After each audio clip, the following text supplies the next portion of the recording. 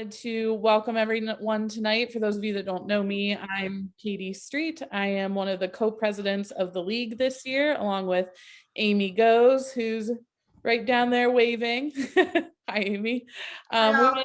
We wanted to thank everyone for coming tonight, especially thank Rhonda for moderating and Jamille for her expertise. We're really looking forward to this program. Just a reminder for all of the league members that are on this call, we are going to have our GMM right after, around 8 o'clock or so. So after the program ends, please do not drop, because we are going to stay on this line for an expedited GMM around 30 minutes or so, with only the urgent updates that you need for January. That being said, we're going to hand it over to Jessica, who coordinated our Elevate Women event tonight, and she's going to get us started. Thanks, everyone. Thanks, Katie. Good evening. It's so great to see everyone's faces here on Zoom tonight. So I am so excited for this event. Selfishly, I was so lucky to help plan it. So I've gotten to chat with Jamille and Rhonda already. So I got a teaser for what's to come, and I'm so excited. So as many of you know, the league members that are present, but for those newcomers tonight, Elevate Women is a leadership development and networking event series that's hosted by the Childhood League. So we try to do 2 events a year of just trailblazing leader women in the community to speak to all of us, so that we can learn and all get to know each other a little bit better.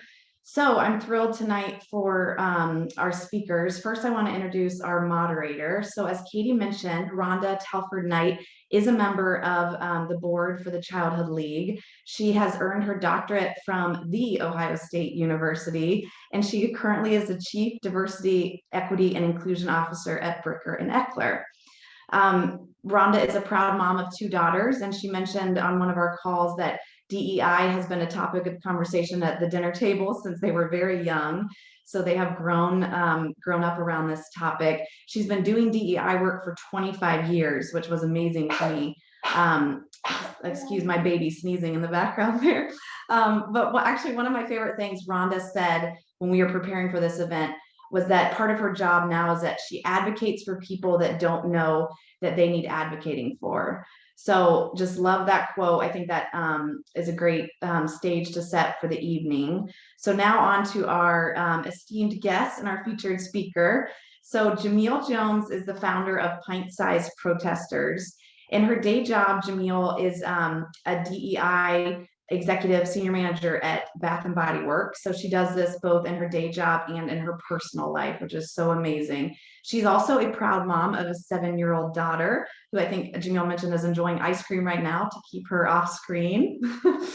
So Jamille, something that I love too, she pointed out when we chatted before, was that her now 7-year-old has been part of her, family protests since she was 8 weeks old in her baby carrier with Jamille. So I'm sure Jamille is going to talk more about Pint-Sized Protesters, but its goal is to do family-friendly protests to bring awareness and demand change from society and the community. So I'm so excited for this conversation tonight. I'm going to hand it over to our moderator, Rhonda, now, and I hope everyone enjoys this fireside chat. First things first is to come off mute. It is exciting to be here, and to be able to have this conversation with Jamille. DEI, diversity, equity, and inclusion is such an important topic. And so what I want to launch with, Jamille, is how did this become so important to you, and then have it ingrained and embedded for your 7-year-old? Yeah, it's interesting. I think in 2020, when I think a lot of women, a lot of people in general, but especially working women, kind of went through this reevaluation of our careers, our home lives, our everything. And it was in that year for me that I literally had this epiphany of, all of the things and all of the work that I do outside of the office, which is advocating for folks, protesting and calling for change. I had this moment of like, I want that to be the work that I do, that I, my 9 to 5. And had this moment of, oh my gosh, diversity, equity, inclusion, that is a space, that is work that people do. And, I was fortunate enough to have good leaders and great opportunities to be able to kind of slip into this role professionally. But for me, it was something that it felt like something that I had to do. I think the year 2020 was the catalyst for me to sort of find that purpose, but this has always been a space and a conversation that's been important to me and my family, and conversations that I have at the dinner table and I have with my child. So it really was about kind of bringing all of that full circle and matching the home life and the work life and really finding that purpose in both areas. So you touched on a key word here, and that's finding your purpose. And I imagine that finding your purpose and finding your passion are probably aligned just in listening to you and watching you speak. You can hear it in your voice. Mm-hmm. Talk to us about, you said the events of 2020, but talk to us about that purpose and passion and how it allows you to do the work professionally and personally as well. Yeah, I think the biggest thing that's been important to me, and why I had this thought of, okay, I've got to match the home life and the work life, is I think 2020 was a year where a lot of businesses, a lot of organizations really had to pause and recognize that when each of us come to work or we come to the office, we come as whole people. We don't leave motherhood behind. We don't leave all of the things that are important to us behind. When I think particularly about, George Floyd, when he died, our big conversation, at least for us in our office, was, I'm not productive right now. I can't do my job because of all of the things that are happening outside of the office. I am distracted. I am no longer a great employee. And in order for me to be able to do the work that I need to do, I need to be able to speak on that. I need to be able to have a safe space to do that. And I think it made sense. It was natural that as a business, also when you think about, a lot of us were working from home and our home lives were literally our work lives. We had to embrace the people coming to work as a whole person. And that's really what all of this, I think, was about for me, and kind of going into that space professionally, but also personally. It was embracing that that's who I am as a whole person. And I can't not be that one who's always going to advocate for the underserved, the underrepresented. I can't not be the one that's always going to speak up. And so it just became the opportunity for me to do it professionally, just as I've always done it personally as well. So I want to take something that you said a little bit further, and for Bill, hey Bill, how are you doing? And for Brandon, I saw a Brandon out there. I don't see your face, but I saw the name Brandon. Hopefully it's really Brandon and not Julie.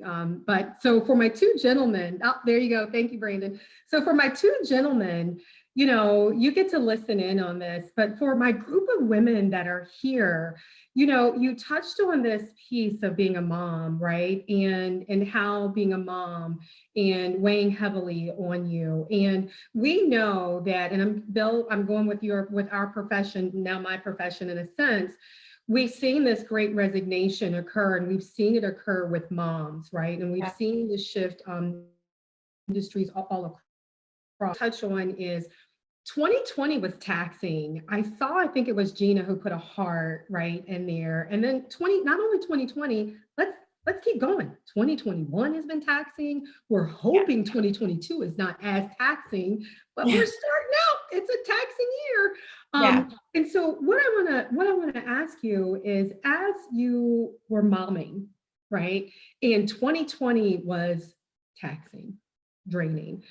How did that move you to say, my 7-year-old, which I'm thinking was probably 5 or 6 at the time, needs to be included in this conversation when I'm already emotionally taxed? How did you do that? How did you make that happen? Oh man, I winged it a lot. I know that there is probably things that I didn't do right. I had this moment of, I I knew that I was feeling a lot of things, given the state of the world in 2020, and have this moment of, I know that my daughter has to be going through it. I was afraid to go there and kind of deal with that with her, but there was a moment where my mother lives in Mansfield, and so my daughter takes weekend trips to Mimi's house often. And one weekend, as my mom was, putting Zuli to bed, Zuli made a comment about she was afraid that when she got back home, that daddy might not be here and that he might have been shot by the police. And so I had that moment of like, okay, she's already aware, like she already knows what's going on, and we're doing a disservice to her as a family by not talking about it. And that's when we just kind of opened the floodgate and started talking about it at a level that was appropriate for her. I think logistically too, because again, I was working from home. She was out of work, or she was out of school, and she would sit right here on the floor as I'm Zooming. And so she was hearing the conversations. And so it made, for a natural segue to kind of how we talk about what was happening in the world. But then it also, that set us up for when I said, okay, here's what we want to do as a family. Daddy and I want to go to a protest, and let's talk about what that is, that she had a little bit of a better understanding and the why behind why we were going out and doing the things that we were doing. So I think that's great that you did that and recognized, because, Bill, and Ginger, I'm going to tap on our generation and some other people, without saying our ages or where we are in our generations. But there was a time where, children are seen, not heard. I don't know if you've heard that phrase before. You can just kind of nod your head. Children, they're not supposed to speak up. Deb, thank you. You're nodding your head like, yeah, I know that. Claire, thank you. And so when you think about that and recognize that, and then there's a social media, and then we have to understand that children take in messages, right? They hear it, they know it, they're taking it in. Here's what I'll share with you about research. So, The Ohio State University, they did it to me. I'm a researcher, love data. Age 2, it's about 3 years old. That's when those conversations, they say that children, Ginger knows it because that's her space. She knows it. And what we tend to do as parents, and I think you heard Jamille say that, and you can reaffirm, you kind of at first it was like shelter, don't share, this is not for her. And Ginger, in that education space, 2 to 3 years old, they're starting to process and understand things like race, things like differences. They don't look like me, right? And while they may not act it out, they're recognizing it. So Jamille, talk about, some of the steps that you had to go through to say, here's the conversation I'm going to have with Zuli, right? With Zuli. Yes. Yeah. And here are some of the conversations I'm not going to have with Zuli. How did you come to that? Did you talk to anybody else? What were your resources? Yeah, resource. I feel like I was on the internet all the time, reading every book possible. But then also had a moment of, I call it kind of analysis paralysis, where I was reading too much. I was looking at too many things. I was in, too mmany mom groups on social media, getting all of this, just bombarded with information, to where I said, okay, I just have to like go with what feels right. We just have to kind of to trust our gut, and we're going to mess it up. We're going to overshare. We're going to undershare. We also can take her lead, and kind of see what she has questions about, where she wants to engage, where she wants to learn more. And that was really just our method. It was, I read a lot of things, but then it was just, what is it that we thought was important for her to know? For us, we tried to tie them to moments and events, so there was something tangible too. So it was, if we were going to a protest, this was why we were going. This is what this is for. Or, if we were going to a vigil or a rally, or, the voting booth, whatever it was about describing that particular moment and event and how they were related too. Because I think I know Zuli, particularly 2020, 2021 was like, oh my gosh, my parents are everywhere and they're dragging me to everything. And like, what is all of this? But it was really about us saying that like all of these things are connected. We're voting because we protest because of this. All of these things are about our role, our right, our mission, things that we should do as people and adults. And I always say to her, like, I'm showing these things to you, I'm teaching these things to you now, so that hopefully when you're my age, like it just feels natural. I feel like a lot of the things that I do, I learn, I've experienced over the last couple of years, like I have been winging it and I had to just figure it out. And that's even with, an awesome mother who did a lot of great things and exposed me to things. But to your point, the world is just different right now and the way that we experience things. So I've just share everything, expose her to everything, take her lead. When she says it's too much or when she's like, I don't care, take a step back, and it's just taking it moment by moment, experience by experience, it, and just trusting that gut, the parent gut of, is this what's right at the moment? That's a great nugget. And so of a mom of a 16 and a 17-year-old, and yep, read the handbook, went back to how I was raised. My mom did, I think the family did a pretty good job, but recognizing we're not perfect and I am going to flub it up sometimes. So I think that's a really great nugget, that especially when we talk about things around diversity, equity, and inclusion, and not just race, right? 2020, I think, led the conversation with race, but I sat in a session today about children and sexual orientation, and recognizing there are so many conversations for us to have about our children that we may not get it right? But Ginger, your tag, take them, allow them to lead, and they will take you on the pathway. And then Jamille, you kind of summed it up. And when she doesn't want to go there, we just don't go there. And so not one other question, but one question I want to take into that is, what has it meant for your daughter to sometimes, Zuli, say, I don't want to have this conversation? And maybe for you to feel like it is a pressing conversation that you have to have. Are there times when you push through, or are there times, so what is that like? Yeah, I think there are definitely times when I push through.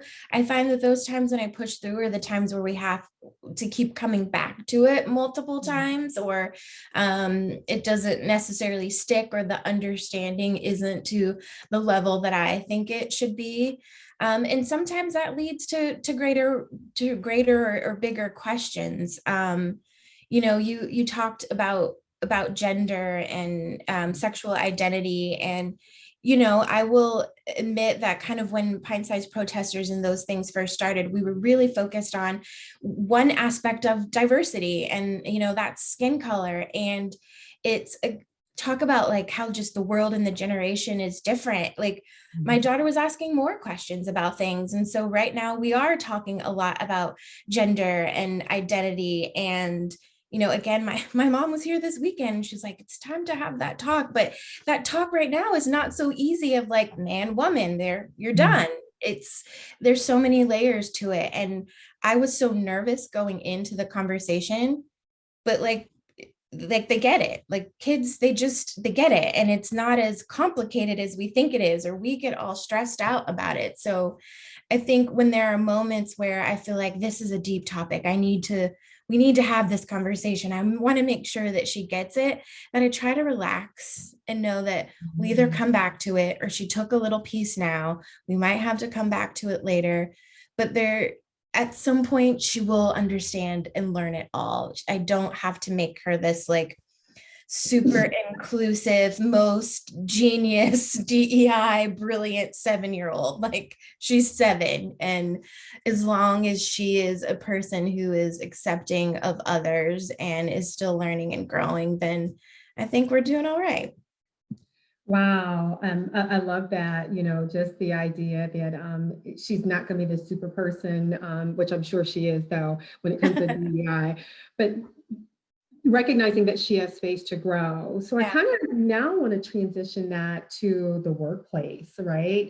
Not to tell, Bath and, no, wait, Bath and Body Works. Bath and Body Works, right? Yeah. So I totally always like, which store am I going to? Bath and My Body Works. husband still does it. 4 years in at Bath and Body Works, and he's still like Bed Bath and Beyond. Like, hold on, honey. Right, right. Well, and for me, it's the break off. So, you know, Yes, yeah. it's still new. It's still new, separate Yes, entity. yes, yeah. So talk about, you know, you said something about having these conversations with the 7-year-old, right? What Yeah. that's like, and, you know, take a breath, breathe, right? Knowing that she's not going to get it all, pushing through when you have to. Talk about what that's like in the workplace, because Yeah. I believe when the three of us, Jessica and I, Jamille, we were all on that phone together. Mm-hmm. You talked about you all are having some of those conversations in the workplace. You had those conversations in 2020. How does that look different? Do we need to continue to have those conversations in the workplace? I'll tell you, at Bricker, we're still having them. Yeah. But in some places, they're like, Rhonda, you hosted a conversation about that book. What is it? Conversations with the Black Man. Yeah. And folks were like, what? So you all are still having them as well. Yeah. So what is it like compared to 2020 to now? You know, I will say 2020, there was definitely, not that there's not a need now. I think in 2020, it definitely felt more urgent, right? Everyone's emotions were raw. We were all, you know, deep in our learning and our exploration and trying to understand. And what I think a lot of folks thought, though, was like, okay, 2020 happened, like 2020 is done. And okay, we've been there, done that. We had the conversations. I read the books. I did my work.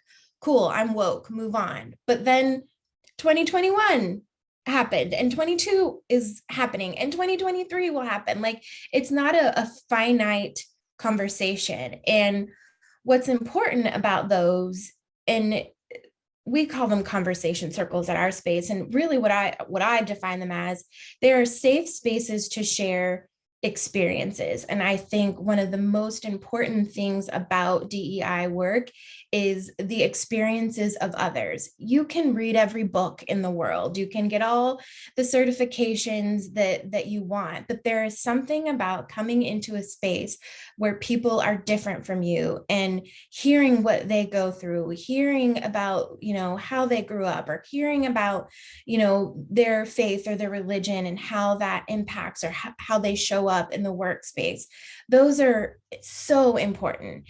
It's hard for a business, though, because you can't put an ROI on that. You can't put a percentage on that. It's hard to measure, are these truly working? And a lot of times in those conversations, you also don't leave with like a tool, like, okay, I learned this model of something, or here's a diagram on how to be more diverse. Like, you don't leave those conversations with things. And so as a business, sometimes it's hard to say, do we really need to do them?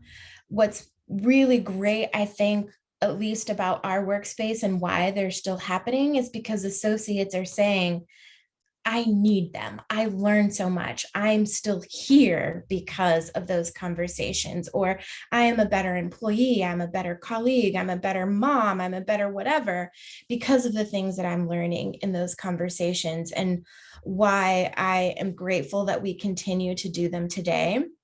I think, you know, the last thing I'll kind of say about in those conversations is, because a lot of them sort of kicked off in 2020 where things were more emotional and more urgent, I do think people think today, well, they still need to be this really cathartic emotional experience. They don't. Like, diversity in DEI is always something that's going to be there. That's always a focus. That is always, like, you don't get rid of those things. And so it doesn't need to be a huge emotional cathartic experience. It's just a conversation, and how we get better about having these conversations so they don't feel so weird or awkward or need to be this emotional thing.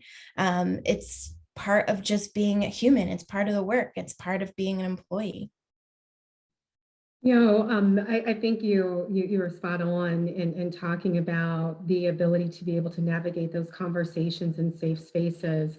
I want to touch on the ROI because guess what? There is some return on investment for having those conversations. I've been doing it for so long that the moment you said that, I thought the second piece of it was people stay. Yeah. Right. That's a return on investment. People want to show up, and that's a return on investment, because what we know now is people are leaving jobs, right, because they don't feel like they belong. Right. And so there is a return on investment. So it's pushing through to be able to calculate, to say, guess what? Because of these conversations, I'm going to use the R word, the retention is there. And that is a return on investment, and the reason why you continue to have those conversations. You talk about being able to do this work in the community as well. And I'd like to hear you talk about that as well. What has it meant to be able to show up in the community to do this work? Yeah, it means that I'm busy a lot, but it goes back to these are things that I can't not do. I have to. I have to be the voice for the voiceless. I have to advocate for whoever I can, wherever I can.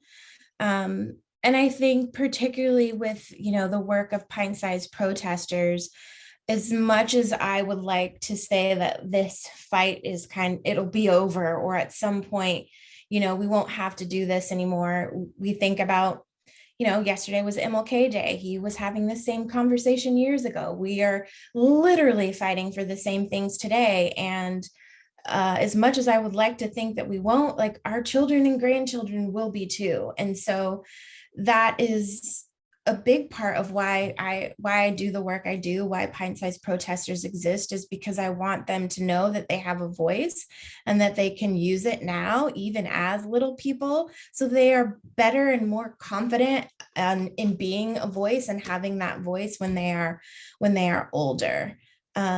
And that in so many different ways. I mean, that means, literally in the community and on the streets with their signs. That means having a voice at school. That means using their voice to influence adults when, maybe their voice isn't loud enough, or when people go, oh, you are just kids, I'm not going to listen to you. I try to also instill them then, okay, how can you get to the adults that are listening to you and use them as your voice? Like, we have to teach them those things now, because they will be doing this and having the same conversations years from now. So I think it's important that they learn those skills and those behaviors now. You're absolutely right. I've been doing this work for over 20 years. And so I could remember saying, gosh, I will be happy when I can stop working, because that means I'm done doing this work. And here we are, 20 years. When you talk about choosing, or not say, you didn't talk about this, I'm going to ask this question. So you're busy, you're going here, you're going there, the pint-sized protesters are showing up. How do you choose, right? So talk to us about that, because everybody here has, I would imagine, is bought in or would like to buy into showing up, right? But how do you go through these series of steps of, where you'll show up? Yeah, that's a good question. And I'm actually horrible at it. That is something that I am learning now. And it became out of necessity of, I physically and mentally got to a space where I couldn't possibly say yes to more things, even though I felt that they were really important and I had to be there. I had to do it. I suffered physically, I suffered mentally, my family did too. And I had to learn to say no. Now it really boils down to what impact am I going to make? And does it have to be me? I try to pause and ask myself those questions anytime I'm asked to do something, or for pint-sized protesters to show up. I say, does it have to be me, or can I step out of the way and allow this as an opportunity for somebody else to kind of shine, or to lead, or to have their voice heard? Who can I push forward? Which is another kind of thing that I also am passionate about, is uplifting people too. So I've really tried to take that spin on it. Instead of it's me saying no, which is so hard for me to do, I think about it, I change my mindset and say, well, but who am I allowing to say yes by me saying no? I'm not as good at it as I should be, but I'm getting there, because we can't show up in all the time, and we can't do all of the things. So I just asked that question of, does it have to be me, or is there someone else that we could uplift in this moment? And then how is it connected to the bigger picture too? I talked about, in talking to my daughter, I think about, when talking to all of the pint-sized protesters, is what's the thread? What's the connectivity? And by going and showing up at this event, are we confusing them? Or is it seeming like what we did a couple months ago no longer makes sense? It's how is it that one big picture and that one story for them, and using that as sort of a decision tree, if you will, of when and where we show up. Yeah, that makes a lot of sense. And I could see how just your passion, right? Wanting to show up everywhere and the Yeah. weekend being full. So that's so great and makes so much sense. Are there ways that the workplace allows you to tap into? Because what we've seen over the last couple of years, organizations offering opportunities Yeah. for you to get involved. And so have you been able to marry the two of those? Yeah, I think definitely. I think so. In a bigger picture, I know our workplace does offer a lot of opportunities, I think, for folks to get involved. I think the balance that I'm still learning about is, and I think that's just the nature of kind of how I think a lot of us, particularly like our generation, was taught, of like, work life and home life is separate. And so, to be honest, until recently, a lot of people didn't know what I do outside of work. They didn't know about pint-sized protesters. It's actually been this conversation that's kind of, put me out there. And now a lot of people at work are like, wait, you do what? But I've been very much of like, keep those two lives separate. One, because yes, that's the way that you've been taught, but also like, having that moment of like, well, how deep can I get at work? Like, how real can I really get at work? And I'm grateful to say that I do work for a company where like I can get pretty real. Like I can go deep into those conversations. I can have those moments where, and there are a couple of my coworkers on the call today who have seen me cry on a Teams meeting in front of hundreds, because I'm just enraged by what's going on in the world. But that's because I work in a space where I've just been able to be real. And so I haven't had to completely separate the two worlds, or the two sides of me as much. I'm grateful that I work for a company where I am able to do that. I think sort of the next phase of that is, outside of the office, the word activist tends to get thrown around my name a lot. I still don't know how I feel about it, but with the title activist, there are a lot of progressive things that I think and I believe in, a lot of things that, when you work in a business as large as the one that I do, where there's a lot of differences of opinion, sometimes you go, oh, like how much of that can I bring into that space? And so for me, I'm learning how to be fully 150% authentic me, even with some of the things that I think and believe, and bringing those into the workspace, and still being able to have those conversations with folks who are different than me. That is, my part of my learning, and that journey that I'm still on as well, is, learning difference and experiencing other thoughts and opinions and values. So I'm going to take that. I'm going to ask you to go a little even deeper, because as we talk about the workplace, and I'm looking at folks, I don't know if everybody sees it that way, but work and home they were supposed to be separate, right? You know, you walk across the threshold of work, Sarah, I see you shaking your head, and you walk across that threshold of work, and home it's supposed to be back here, right? That doesn't exist, right? But the reality of it is there is this bleeding and blending. There's that word compartmentalize, right? Some of us can compartmentalize better than others. And so what does it mean what does it mean to see society, right? All of the societal issues fall into the workplace, right? Or even fall into our homes. Because if you think about it, there was a time when things that were going on in society, you know, we didn't have to talk about them. Yeah. Social media and the pandemic, right, has put them dead set in front of us on a daily level. And so even if you're not going into the workplace, right, society is in your home, whether you want it to be or not. And so what does it mean to exist in a space where society and what society says you should or shouldn't be doing impact you as a woman and as a mother? Yeah.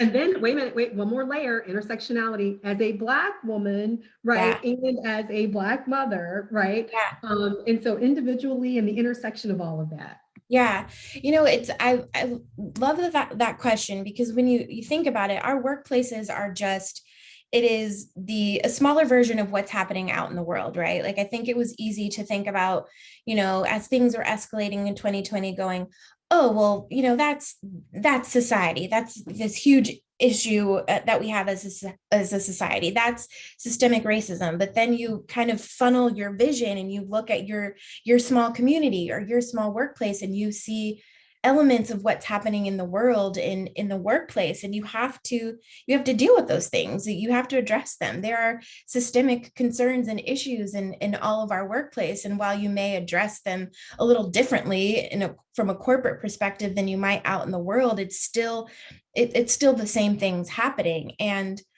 I think in that, I don't know, it goes back to our society is in your homes, your work is in your homes, and we have to embrace that. It is physically and literally no longer am I able to separate work and home life when they're one in the same, and having to kind of embrace those different parts of who I am and who each of us are, and understanding those parts of who you are and how they help you to kind of show up. You specifically talked about intersectionality, and that kind of makes me giggle, because I feel like it wasn't something that we talked about a lot until the last couple of years. And, you know, I remember thinking about that as myself. I was like, oh, intersectionality. Well, I mean, that's not me. I'm just Jamille. I'm just a mom. I'm just a woman. And someone started saying, like,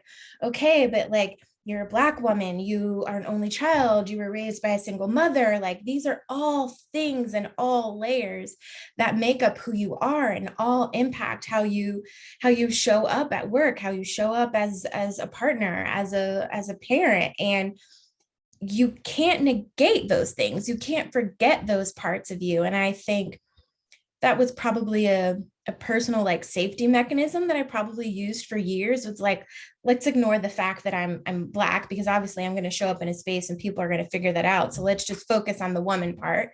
But like, those are all of who I am, and you can't negate those. You should embrace those, and then figure out how you utilize those, how those help you to show up, how they help you to do what you do.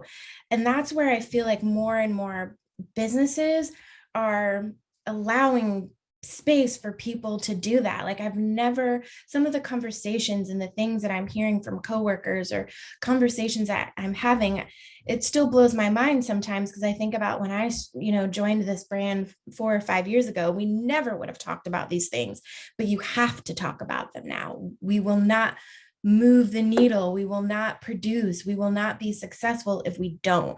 We have to talk about them. We have to have those conversations.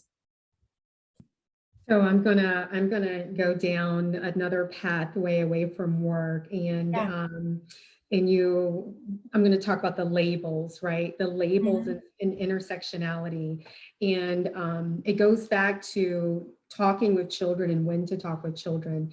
And so I remember, years ago, one of my clients, they had talked about, we were providing narratives, and one, it talked about the two boys who were best friends. They were about 5 years old.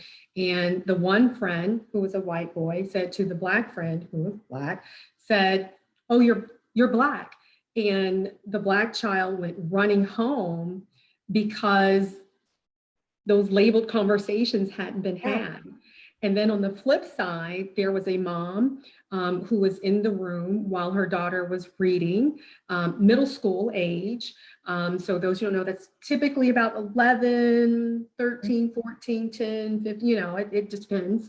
And so the child, 7th grade, was reading, and it's her daughter, and her daughter read the word Caucasian. And she asked her mom, "What's that word mean?" And her mom said, "Well, that's you."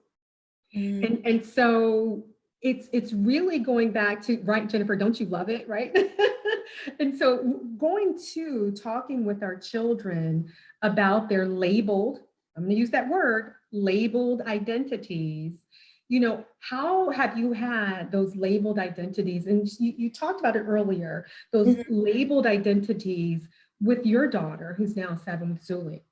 Yeah, that was one of those conversations with us where I was like, okay, this is going to be a long one. And we had to break it up into bite-sized pieces. I think for us, it kind of goes into that idea of colorblind, right? Where, I'm kind of an 80s baby. And I think a lot of us were raised to like, oh, we don't see color. I approached it with my daughter of like, I'm going to teach you to see color. I'm going to teach you to see difference. I'm going to teach you to see all of those things, because that's what makes people and unique and special and different. But the next step of that conversation is that there may be all of these differences, but we don't, how we treat somebody because of those differences shouldn't change. So for us, it was really a conversation about, the rainbow color, but the rainbow in just the beauty of all of the different things and how cool those are, and how you still treat people who they are and who they tell you to be.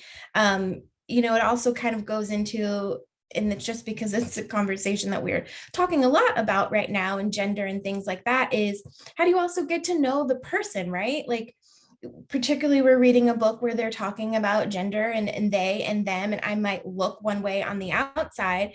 And so it's helping her to say that this person may look like what we think of a girl, but have a conversation, ask the name, get to know them, get to know their story. And they may look this way, but who are they? And that takes you being human and having that conversation and finding the humanity in every person and embracing that difference in whatever it might be. But you can't know or understand those things without getting to know the person behind the mask, behind what you see. It's getting to know them. Wow. So I'll have to ask this question, but before I do, Amy just loved seeing the kiddo over there in the background. Loved it. Remember, it's a safe space right now. But what I want to say is, some people will shy away from asking questions. How do you feel about being asked questions? Is there any question that's off limits? Not for me, but I can't speak for everyone, right? Like, I'm an open book, but I think that comes from the work that I do, who I am naturally. I think, before DEI, I was in learning and development. So I, have that teacher side of me, and everything is a learning moment.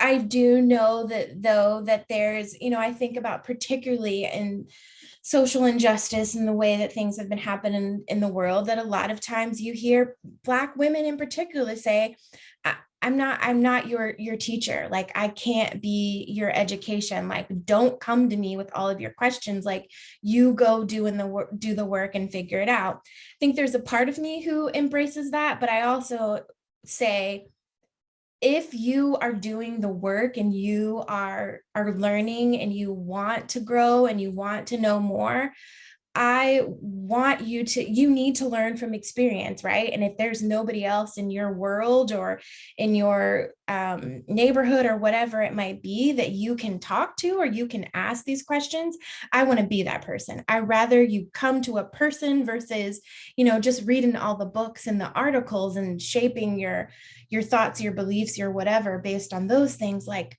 come to the person. And so that is completely me, though. And I also completely stand by all of the people of color, though, who say, look, I'm tired, I'm worn out, I can't be your education anymore, I can't continue to ask those questions. I understand that too, but I'm an open book.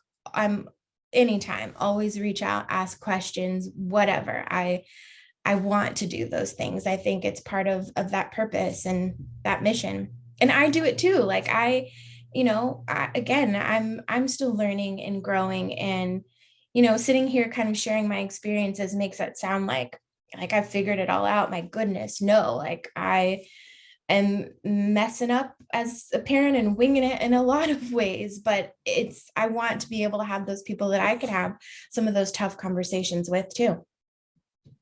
So I love that you answered that question in the way. So everybody here, one, when we get to the Q&A session, ask away. So that's one. Mm-hmm.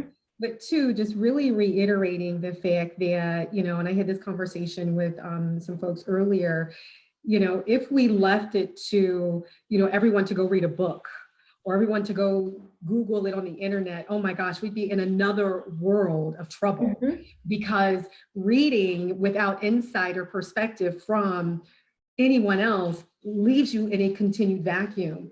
Right. But at the same time, recognizing that while you're knocking on somebody's door to ask them a question, they may not want to answer because it's the 10th time they've been asked that day. Or it just maybe they don't want to answer. But you and I, we get paid to do it. So yes. It's kind of like open book, ask the question.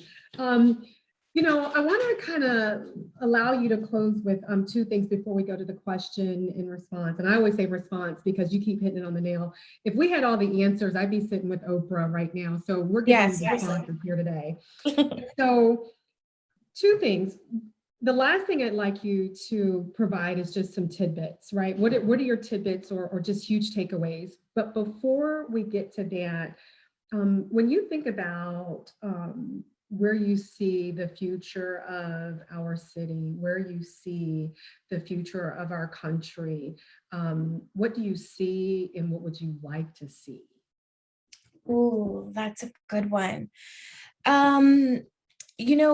One thing that I'm most optimistic about in the future, and this is going to sound so super cliche, but is this generation of kids and young adults, man, they are engaged, they are smart, they are woke, but in the best way. They push and challenge where they need to. They won't settle for the status quo. And I look at some of young people who are leading in all kind of different ways and go, if this is the generation who's coming after us and who's going to lead the world after us, then I really think that we're going to be okay. This world is going to be okay in the hands of, and I don't know if they're Gen Z or X or what all we call them now, but the 19 and under crowd right now, all the way down even to the little 5 and 7 year olds, man, they are what keeps me going. They are, why pint-sized protesters exist. And I think they're going to fight for some of the things that we are continuing to fight, but they're going to make good results just because of, I think, the people who they are and how they've learned from social media and how they've learned from society, how they've learned to be their whole person, no matter who they are, how they've learned to not separate the two sides of them. They're going to carry us and they're going to keep this mission moving forward. And I'm most inspired by them. I love it. I love it.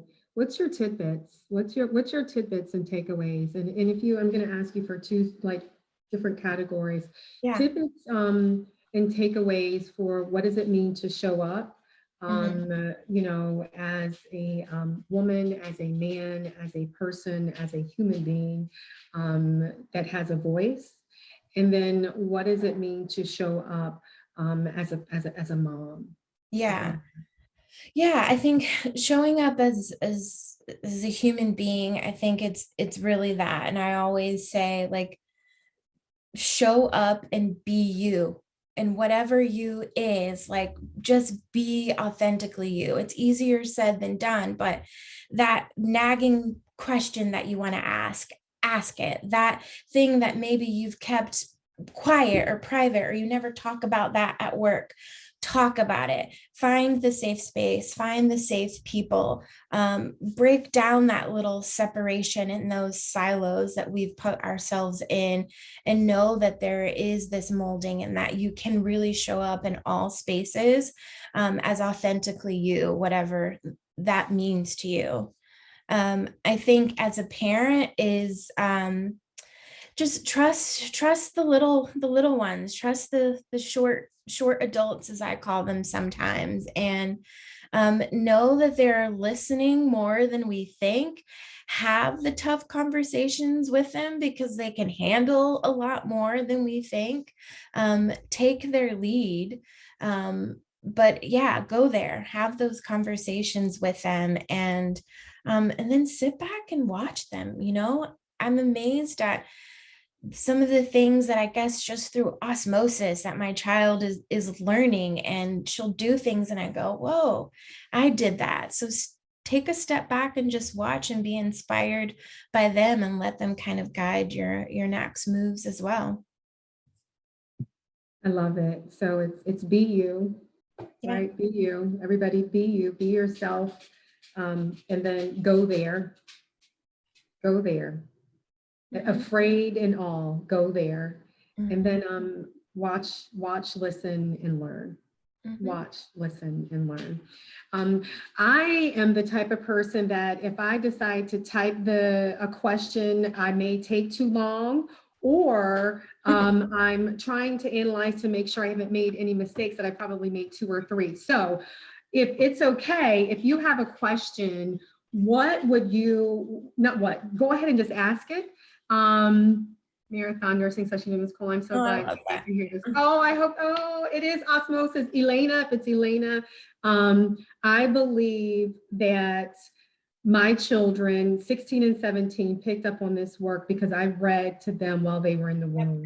Yep. I did my Ph.D. with them, or they did it with me, and read to them. So they got it before they came out. And as soon as they walked through the earth, they were at the Ohio State University in classes before, right after birth, not right after birth, but so 3 months old, they're taking it in. They're hearing it. They're hearing it. Any questions? What questions do we have? Anybody have a question? Want to come off mute? Or even a comment?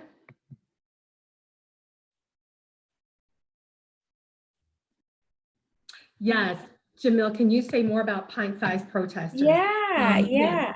How do people get involved? Tell us how to. Yes, so pintsizeprotesters.org. So you can check out the website. We have a Facebook group as well. Pint-sized protesters. So, you know, it was a catalyst or born from 2020. We, I think Jess mentioned it at the beginning, but my daughter's very first protest, she was 8 weeks old. We moved here from New York City. So right after the death of Eric Garner, we hit the streets of New York City with thousands of people. She was in the little ergo baby on my chest. So osmosis absolutely works. She started then and is still going strong. But long story short, yeah, we, took my daughter downtown the summer of 2020 to the protest. And as we were sharing that with folks, a lot of people and families said, we want to get involved. We want to get engaged. We want to raise our voice, but we're really terrified to bring our kids to downtown Columbus. Because if anyone's familiar, like, it was crazy. There's a lot going on. So we said, what do we do about that? And so we just started creating safe spaces for families to participate in protests, but took that one step further into education, because the kids will go out, they'll hold their signs, they'll protest, they'll chant, they'll do whatever you want them to.